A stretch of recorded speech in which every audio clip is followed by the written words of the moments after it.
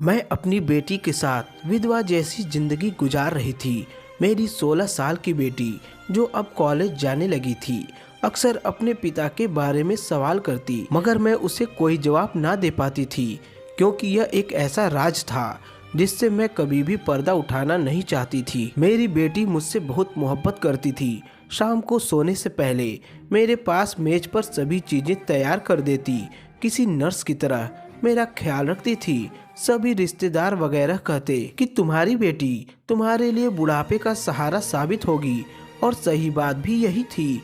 मगर कुछ दिनों से मुझे लगने लगा था कि मेरी बेटी पहले की तरह नहीं रहती। न उसके चेहरे पर वह हंसी रहती है और ना ही वह ज़्यादा अपने दोस्तों से मिलना जुलना पसंद करती है। उसके गुमसुम रहने की आदत ने मुझे परेशान कर दिया। आज भी वो मेरे सामने बैठी थी, मेरी मेज पर कुछ सामान सेट कर रही थी कि अचानक बोली, कुछ सोचकर बोलिए माँ, आपकी शादी कब हुई थी? बेटी तुम ऐसी बातें क्यों पूछती रहती हो? मैंने कहा, माँ बताइए ना, पापा कहाँ हैं?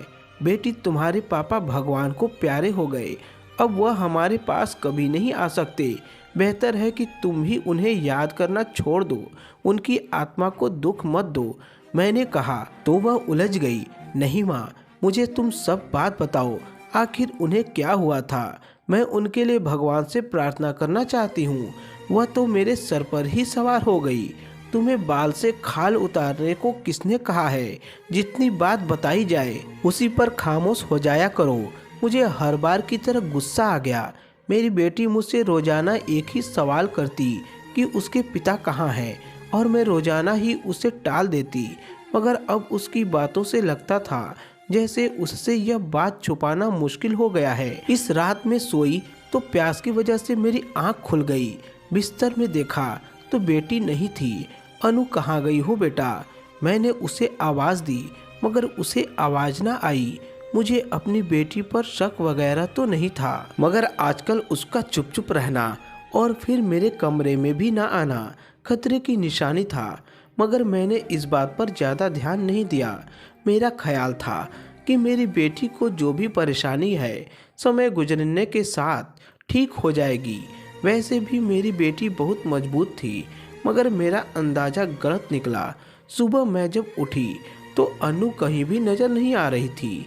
मैंने उसे बहुत आवाज़ दी, मगर उसने कोई जवाब ना दिया। तब मेरी नज़र ड्राइंग रूम पर पड़ी, जिसका दरवाज़ा अंदर से लॉक था। मुझे हैरत हुई, अनु ड्राइंग रूम में क्या कर रही है, जबकि रात को भी वह कमरे में मौजूद नहीं थी। मैंने दरवाजे के पास जाकर उसे आवाज़ दी, मगर उसने किसी आवाज़ का जवाब न दिया। तंग आकर मैंने पड़ोस से एक आदमी को बुलाया जो बिजली का काम भी करता था और कारपेंटर भी था।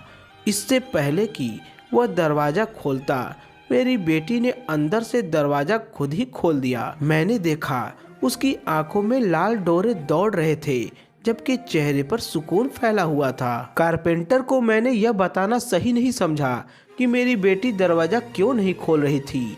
मैंने उसे यही कहा था कि कमरे की चाबी नहीं मिल रही थी। मेरी बेटी को सामने देखकर वह सारी बात समझ गया था, इसलिए खुद ही घर से बाहर चला गया। दरवाज़ा बंद करने के बाद मैंने अनु की क्लास लेना शुरू की। अनु, यह क्या बदतमीजी है? मैं कब से तुम्हारा दरवाज़ा बजा रही थी। तुम्हें एहसास भी है कि तुम्हारी बूढ़ी माँ की हालत क्या है?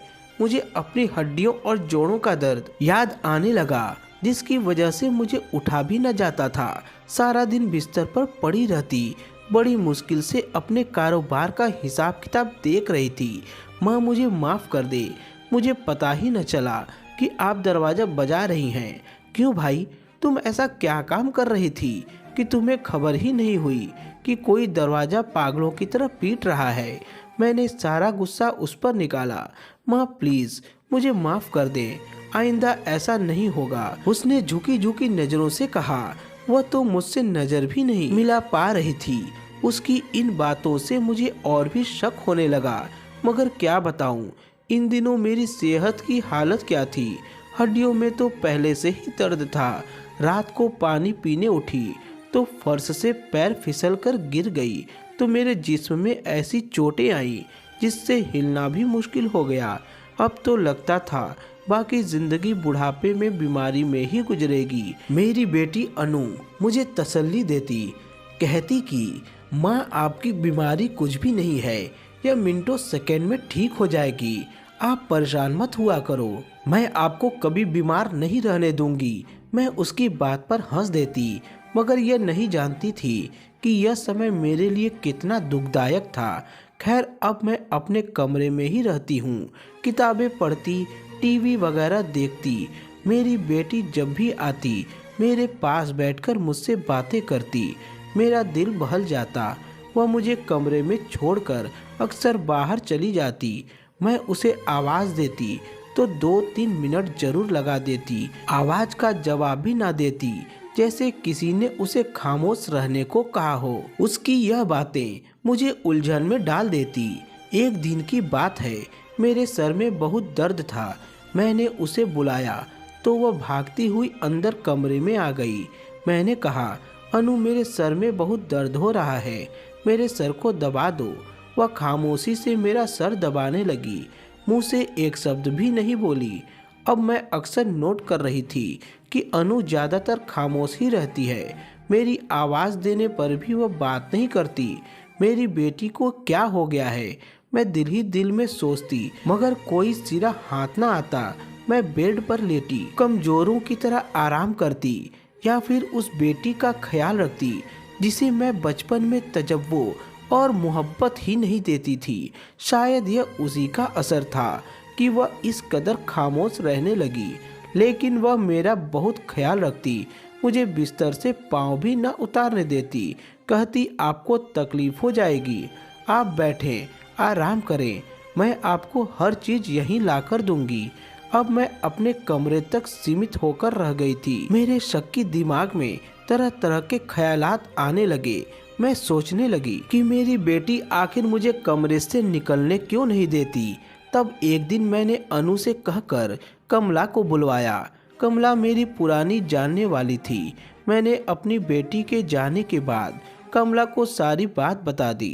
कमला मुझे कहने लगी, तुम्हें परेशान होने की ज़रूरत नहीं है, मैं तुम्हारी बेटी पर नज़र रखूंगी। तुम चल फिर नहीं सकती तो क्या हुआ, तुम्हारी आंखें और कान बनकर मैं इस घर में रहूंगी।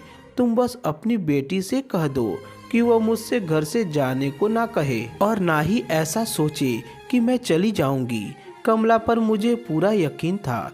उसने मुझे कहा कि हो सकता है कि तुम्हारी बेटी किसी ऐसे काम में पड़ गई हो जिससे निकलना उसके लिए मुश्किल हो रहा हो।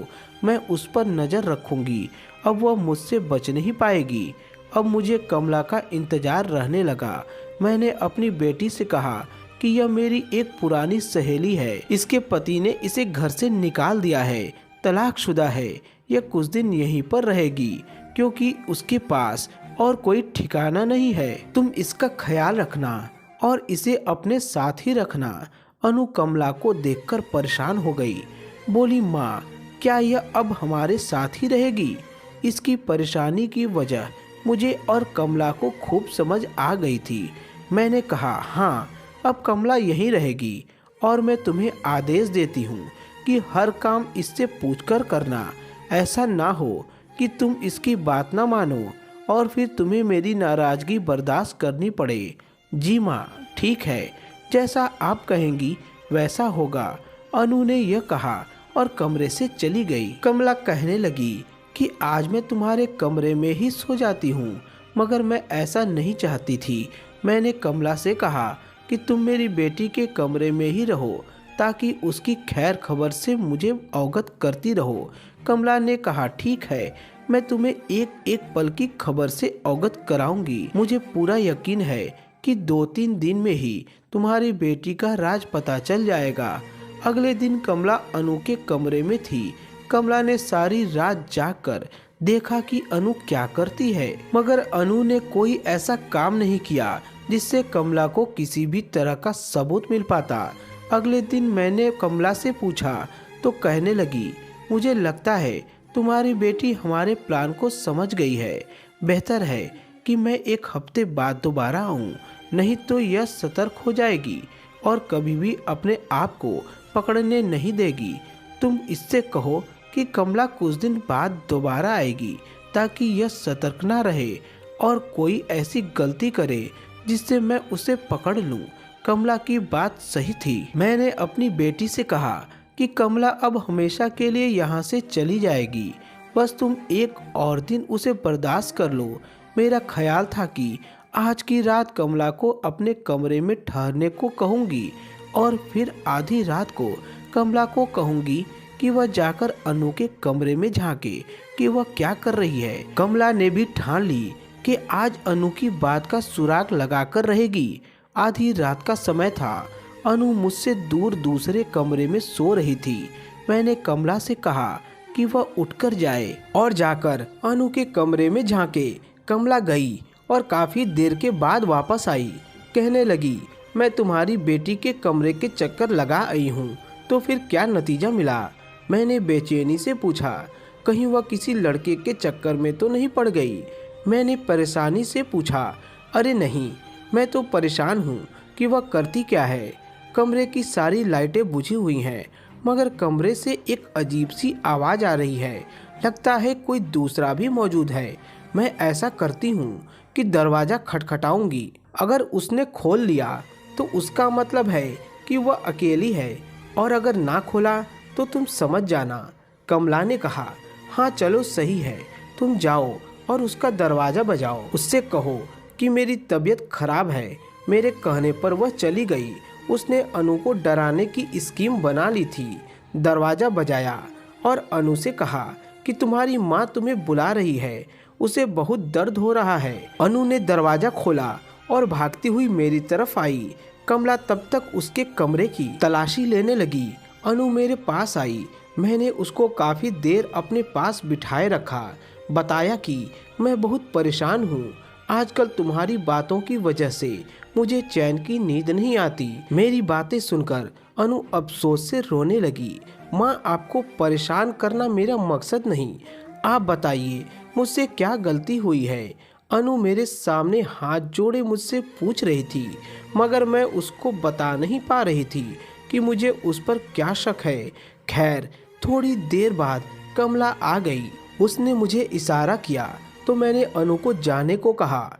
अनु के जाने के बाद कमला ने बताया कि अनु के कमरे में ऐसी कोई चीज़ नहीं जिससे हम उस पर शक करें या फिर यह बात कहें कि वह किसी लड़के से बातचीत करती है, क्योंकि उसके पास तो फ़ोन भी नहीं है। कमला की बात अपनी जगह सही थी, मगर अनु का बदला हुआ व्यवहार बिना वजह नहीं हो सकता था। अगले दिन कमला को जाना था।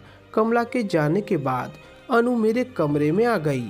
कहने लगी कि माँ, मुझे अच्छा नहीं लगता कि मेरे होते हुए आप अकेले सोएं, और अगर मुझे पढ़ाई करनी होगी तो मैं रात को उठकर अपने कमरे में चली जाऊंगी।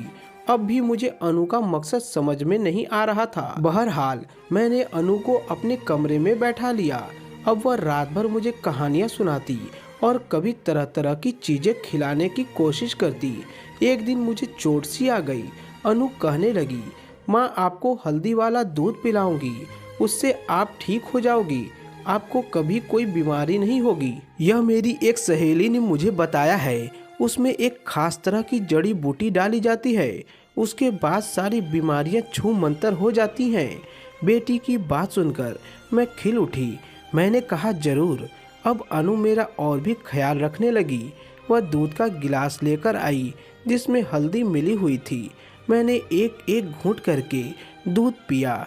ऐसा लग रहा था जैसे मेरे जोड़ों में सुकून उतरता जा रहा हो। दूध का गिलास खत्म होने के बाद मुझे बहुत गहरी नींद आई। रात को मैं बहुत सुकून भरे अंदाज में सोई। ऐसा लगा जैसे सारे दर्द मेरे जिस्म से भाग गए हों। सुबह नींद से उठी तो खुद को स्वस्थ पाया। मैं जान गई थी कि मेरी बेटी ने वाकई मुझे एक बेहतरीन दवा दी है। अब रोज यही होने लगा। मेरी बेटी रोजाना रात को मेरे पास आती और मुझे हल्दी वाला दूध देती और मैं पीकर आराम से सो जाती। लेकिन फिर भी मुझे अनु की तरफ से सुकून नहीं था। ऐसा लगता था जैसे वह मुझसे कुछ छुपा रही हो या मुझसे कुछ कहना चाहती हो। मैं फिर भी खामोश रही। मैं सही समय के आने का इंतजार कर रही थी। वैसे भी कमला ने कहा था कि वह अगले हफ्ते आ जाएगी। एक दिन रात के समय की बात है, अनु मेरे कमरे में दूध वाला गिलास लेकर आई। मेरे हाथ क्योंकि कांप रहे थे इसलिए दूध मेरे हाथ से गिर गया। दूध गिरने की देर थी कि अनु के चेहरे का रंग उड़ गया। उसकी रंगत ऐसी उड़ी जैसे मैंने दूध न गिराया हो बल्कि सोने का पानी गिरा दिया हो। अनु की उड़ी हुई रंगत ने मुझे हैरत में डाल दिया। अनु ऐसा क्या हो गया है, तुम इस कदर बौखला गई हो? दूध है बेटी, और ले आओ, गरम करो और हल्दी डालकर दोबारा ले आओ। मेरी बात पर अनु किचन में चली गई, मगर उसके चेहरे पर परेशानी साफ साफ झलक रही थी। मैंने देखा वह बहुत हैरान लग रही थी। वापसी में उसके हाथ में एक रुई का गुच्छा भी था।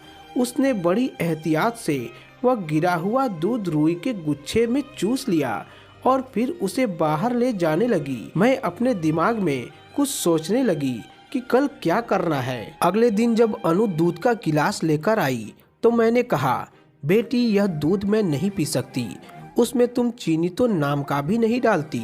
मैं ऊब गई हूँ, जाओ चीनी लेकर आओ।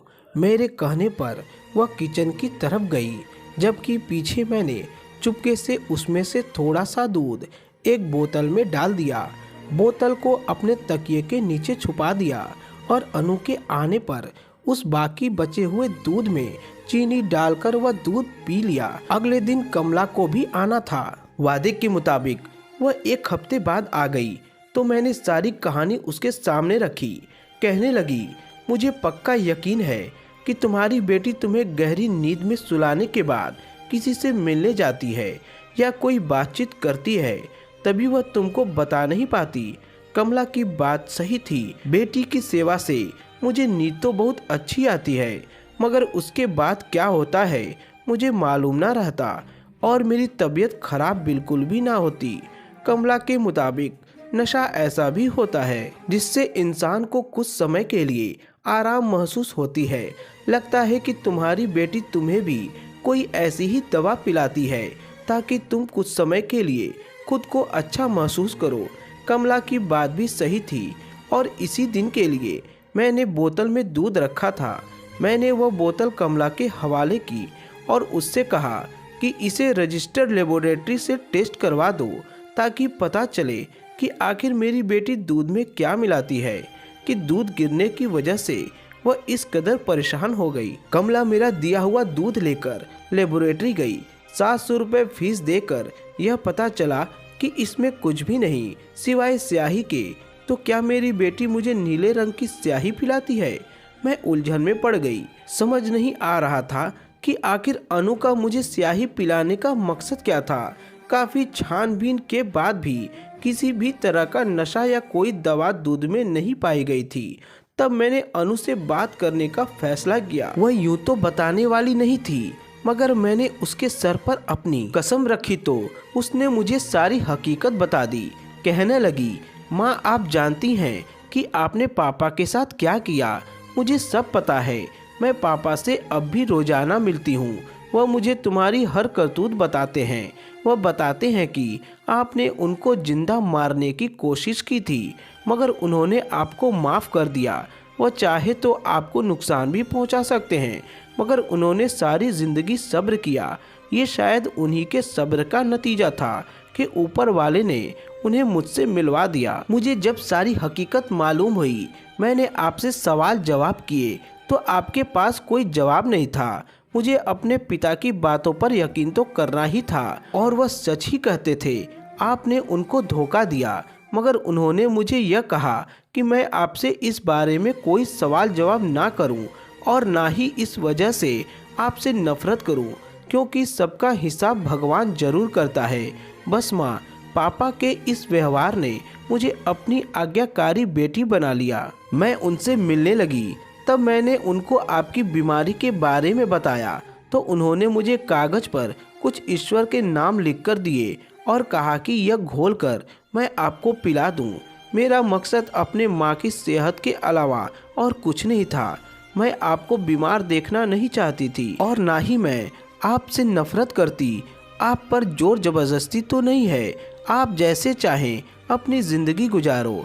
अब आपके हाथ में है मेरी तो जैसे दिल की दुनिया ही बदल गई। मैंने अपनी बेटी से कहा कि मुझे अपने पापा से मिलवा दो, मैं उनसे माफ़ी मांगना चाहती हूँ।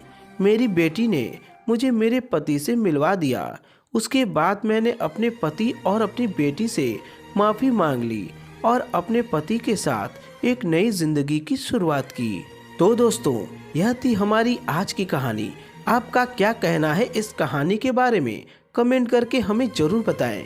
वीडियो को लाइक करके चैनल को सब्सक्राइब कर लीजिए, साथ में घंटी को दबाकर ऑल पर सेट कर लीजिए ताकि आने वाली वीडियो का नोटिफिकेशन आपको तुरंत मिल सके। तो मिलता हूँ आपसे अगली वीडियो में, तब तक के लिए धन्यवाद।